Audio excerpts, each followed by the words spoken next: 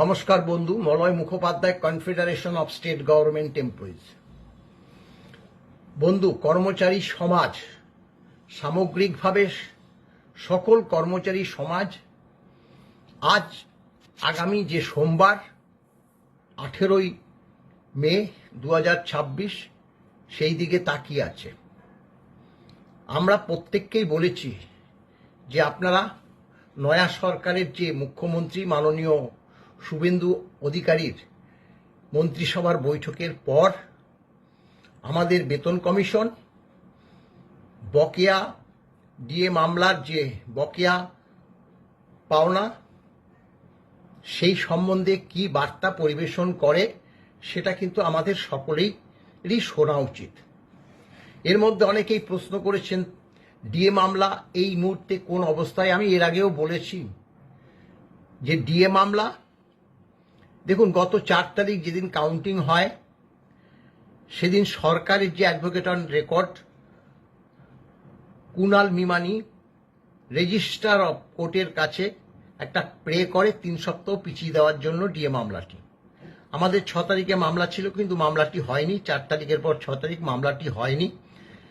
মামলাটি কে আমরা যে এগিয়ে এনে সেই মামলা যে কি হয় বা কি করবে না সেই ব্যাপারে আমরা কিন্তু অগ্রসর হচ্ছি না। কারণ স্বাভাবিকভাবে নয়া সরকার এসছে, নয়া সরকারের তরফ থেকেই আমরা মনে করছি 3 সপ্তাহ মামলাটি পিছিয়ে দেওয়ার কথা বলা হয়েছে। তার যে নমুনা বলা হয় বা উদাহরণ বলা হয় আগামী যে সোমবার, সেখানে কি বার্তা দেয় সেটা আমাদের কাছে অনেকটাই মূল্যবান। এখন প্রশ্ন হলো যে 7ম বেতন কমিশন এবং 5ম বেতন কমিশনের মহার্ঘ ভাতা, বকেয়া মহার্ঘ ভাতা। দেখুন, একটা কথা তো বাস্তব, রাজনীতিবিদরা কিন্তু এই বেতন কমিশন বকেয়া দিয়ে কিভাবে নির্ণয় হয়, কিভাবে দেওয়া হয়, এই বার্তাগুলো তারা বলতেও পারবে না এবং জানেও না, তাদের জানাটা সম্ভবও নয়। তাদের সহযোগিতা করে অর্থ দপ্তরের যে আমলারা আছে। এই 15 বছর অর্থ দপ্তরে যে সকল আমলা এই বিগত সরকারের তাবেদারি করে গেছে, তারা কিভাবে ডিএ হয়, কিভাবে বেতন কমিশন হয়, সেটা তাদের এখন সেই জ্ঞানটুকু আছে কিনা সেটা নিয়েও কিন্তু আমরা প্রশ্ন তুলতে পারি। এই যে ফিনান্স দপ্তরের যে অ্যাডিশনাল চিফ সেক্রেটারি, তিনি কি করছিল বলুন তো? গত 4 তারিখ পর্যন্ত এপ্রিল মাসের কি করছিল? তার সিদ্ধারা বলে কিছু নেই? তিনি জানেন না যে বকেয়া ডিএটা সর্বোচ্চ আদালত দিতে বলেছে? কম পাই বেশি পাই যেভাবেই দিয়েছে, এক শ্রেণীর কর্মচারী পেয়ে গেছে আর এক শ্রেণীর কর্মচারী পায়নি। কেন হবে তা? গ্যারান্টি রেট কর্মচারীদের সব ক্যালকুলেশন হয়ে ফিনান্স দপ্তরে চলে গেছে এবং কেএমসি এলাকায় যে সকল সরকারি কর্মচারীরা থাকে, আজকে একটা খবর এসছে যে স্যার আমার বাবা মারা গেছে, আমার কি হবে? কতটা দুঃখজনক! কি বলবো তাকে? তখন বললাম আপনার মা কি বর্তমান? বললো হ্যাঁ মা। তা আপনার প্রথম কাজ হবে মা যাতে পেনশনটা পায়। এই অভিশাপ কিন্তু ছাড়বে না। এই যে অর্থ দপ্তরের যে আমলাগুলো আছে, আমরা বারবার এই অ্যাডিশনাল চিফ সেক্রেটারির কাছে বার্তা পাঠিয়েছি যে আপনি দিন, এক শ্রেণীর কর্মচারী যতটুকু পাক পেয়েছে তো। মৃত্যুর দোরগোড়ায় এসে 85, 80, 90 বছরের সরকারি কর্মচারীরা বা গ্যারান্টি নেটের যে কর্মচারীরা তারা পাবে প্রায় নিশ্চিত হয়ে যাওয়ার পর আটকে রেখেছে। তাদের দিয়ে বেতন কমিশন যদি করে, ভুল ভাল কিন্তু বার্তা পরিবেশন করতে পারে। আসল কথা, তারা তো ওই বিগত অর্থমন্ত্রী আলাপন বন্দ্যোপাধ্যায় এইসব উপদেষ্টা কর্মচারীদের কিভাবে বাস দিতে হয় সেই উপদেশটা তারা দিয়ে গেছে। মনোজ পন্থ চাকরি শেষ হয়ে যাবার পরে এখন তো পালিয়ে গেছে তারা সব কটা।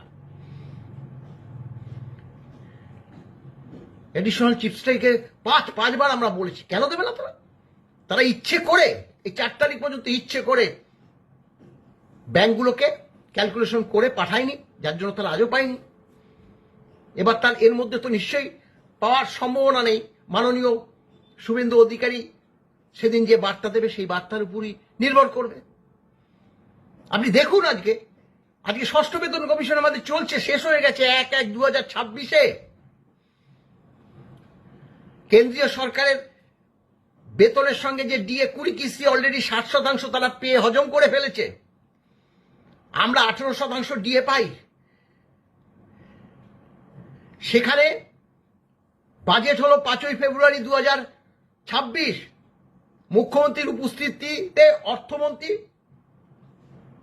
বিদায়ী অর্থমন্ত্রী, এখন সবই বিদায়ী এক্স, যাই হোক বলার সময় হয়তো সেটা বেরিয়েই যাবে।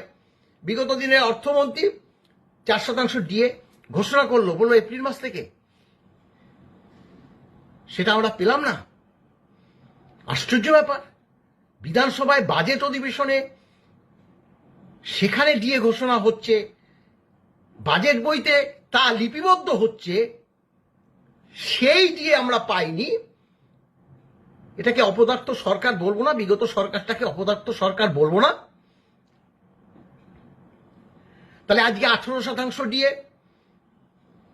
আমি আগেই বলেছি যে মুখ্যমন্ত্রী বা অন্যান্য রাজনৈতিক নেতাদের বেতন কমিশন, বকেয়া ডিএ, এই সবগুলো সম্পূর্ণভাবে জানা সম্ভব নয়। তারা তো রাজনীতি নিয়ে ব্যস্ত থাকে, এটা স্বাভাবিক। তাহলে আজকে 18%, এই 18% ডিএটা যতক্ষণ না 60% ডিএ হবে, সেটা মার্চ হবে।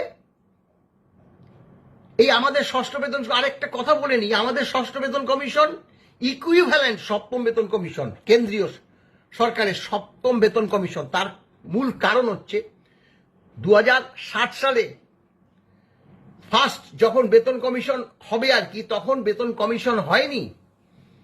মানে আমাদের এই রাজ্যের ঘোষ এবং কুন্ডু নামে সেই সময়কার 2 আমলাকে নিয়ে একটা পে কমিটি করেছিল। তারপরে 71 থেকে ফার্স্ট, সেকেন্ড, থার্ড, ফোর্থ করে এরকম বেতন কমিশন হয়েছে।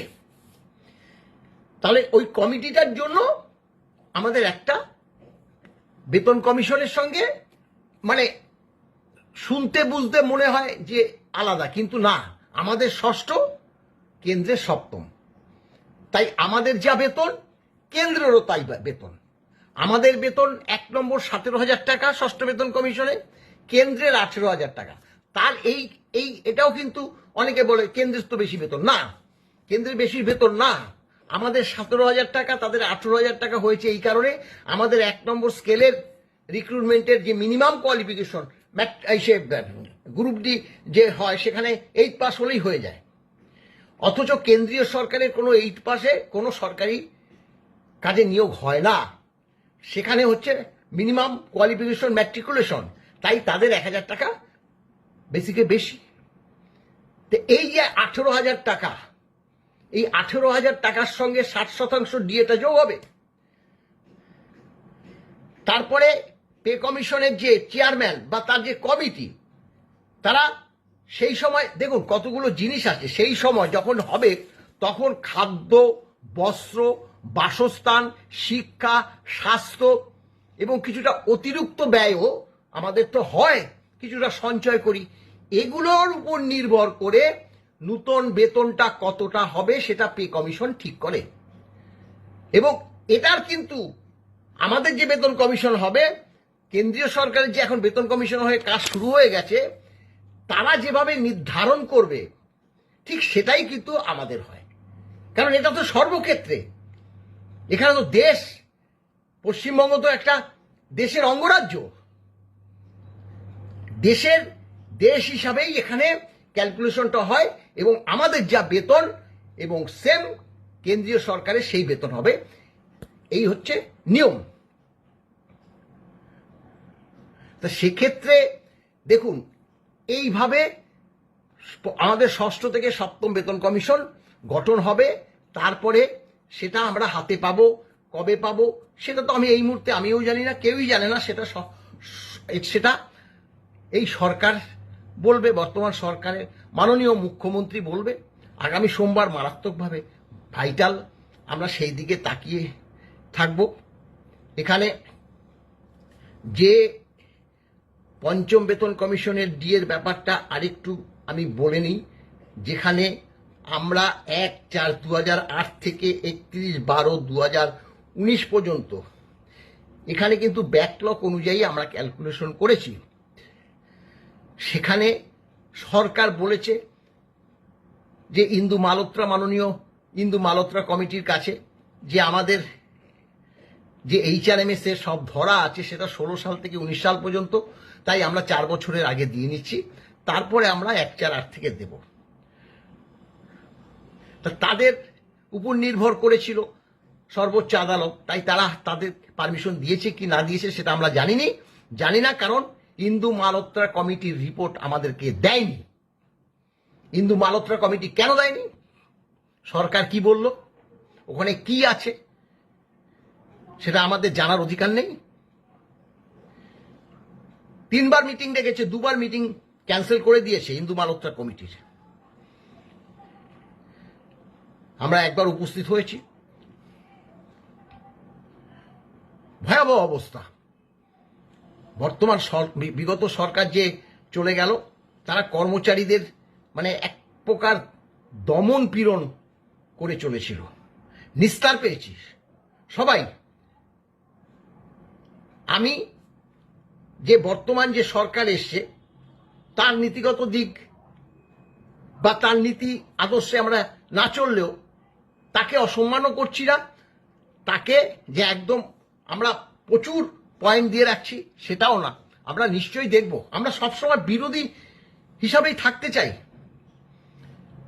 আপনারা দেখেছেন যে শাসক দলে এখন কর্মচারী সংগঠনগুলো মানে ঢুকবার জন্য প্রতিযোগিতা লাগিয়েছে, সেটা সেই সরকার ঠিক করবে, সেটার মধ্যে আমরা ঢুকছি না, কিন্তু আমরা বিরোধী হিসাবেই থাকতে চাই।